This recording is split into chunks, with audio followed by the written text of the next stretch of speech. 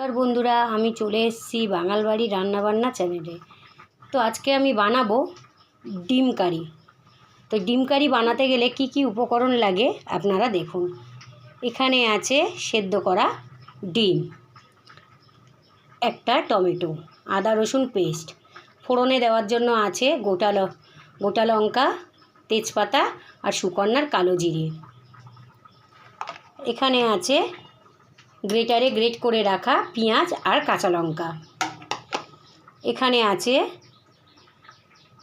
লবণ, হলুদ, জিরের গুঁড়ো, ধনিয়া গুঁড়ো, লঙ্কার গুঁড়ো, গোটা জিরে আর সুকন্নার শাহি মশলা। আর সবার শেষে হয়ে গেলে ধনেপাতা কুচি দিয়ে নামিয়ে নেব। তো আপনারা দেখুন কিভাবে আমি বানাই। দেখুন কড়া বসিয়ে দিয়েছি, এবারে দিয়ে দেব তেল। তেলটা গরম হয়ে গেলে এদিকে আমি ডিমগুলো নুন, হলুদ, লঙ্কা দিয়ে মেখে রেখেছি, এগুলো আমি ভেজে নেব। তেল গরম হয়ে গেছে, ডিমগুলো দিয়ে দেব। ডিমগুলো ভাজা হয়ে গেছে, এবারে আমি সব ডিমগুলো তুলে নেব। ওই তেলের মধ্যে দিয়ে দেব কাঁচা লঙ্কা আর পেঁয়াজ, গ্রেটারে গ্রেট করে রাখা পেঁয়াজ। পেঁয়াজটা একটু ভাজা ভাজা হয়ে গেলে তারপরে দিয়ে দেবো আদা রসুন পেস্ট। আদা রসুন পেস্ট দিয়ে দিলাম। এবারে দিয়ে দেবো টমেটো কুচি, দিয়ে আবারও আমি কষাতে থাকবো। কষানো হয়ে গেলে লবণ, হলুদ, লঙ্কার গুঁড়ো, জিরের গুঁড়ো, ধনিয়া গুঁড়ো দিয়ে দেবো। কষানো প্রায় হয়ে গেছে, এবারে আমি দিয়ে দেব লবণ, দিয়ে দেব হলুদ গুঁড়ো, দিয়ে দেব লঙ্কার গুঁড়ো আর দিয়ে দেব জিরের গুঁড়ো, দিয়ে দেব ধনিয়া গুঁড়ো। এবারে আমি কষাতে থাকবো।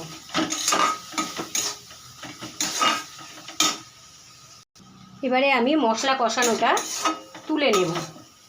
নিয়ে একটু তেল দিয়ে কালো জিরে, লঙ্কা, তেজপাতা ফোড়ন দেব। অল্প করে আমি তেল দেব। তেলটা গরম হয়ে গেলে কালো জিরে আর শুকনো লঙ্কা, তেজপাতা ফোড়ন দেব। দেখুন কালো জিরে, শুকনো লঙ্কা আর তেজপাতা ফোড়ন দিলাম।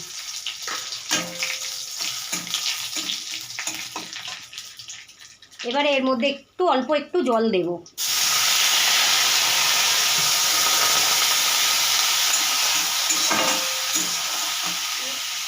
মশলাটা দিয়ে দেব।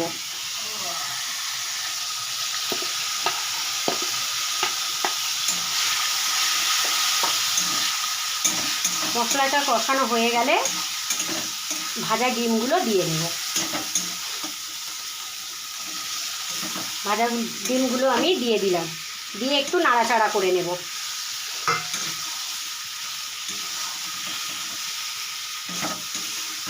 হয়ে গেছে, এবারে আমি ধনিয়া পাতা আর শাহি মশলা দিয়ে নামিয়ে নেব। এবারে শাহি মশলাটা দিয়ে দিলাম আর দিয়ে দিলাম কুচানো ধনিয়া পাতা।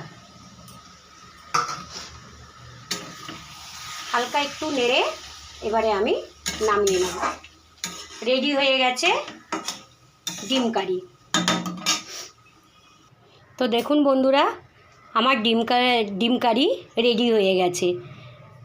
তো আপনারা এইভাবে বাড়িতে বানিয়ে খেয়ে দেখুন, খুব ভালো লাগবে। আর আমি যে ওই মশলাটা করে তুলে নিলাম, নিয়ে তারপরে কালো জিরে, শুকনো লঙ্কা, তেজপাতা ফোড়ন দিলাম, দিয়ে তারপরে একটু জল দিলাম, ওটার একটা সুন্দর গন্ধ বেরোয়, খুব সুন্দর খেতে লাগে। সেই জন্য আমি এইভাবে বানালাম। তো আপনাদের যদি ভালো লেগে থাকে আপনারা লাইক, কমেন্ট, শেয়ার, সাবস্ক্রাইব করে দেবেন। আর এইভাবে আমার পাশে থাকবেন, তাহলে আমি প্রতিদিন নতুন নতুন রেসিপি নিয়ে আপনাদের সামনে আসতে পারি। নমস্কার।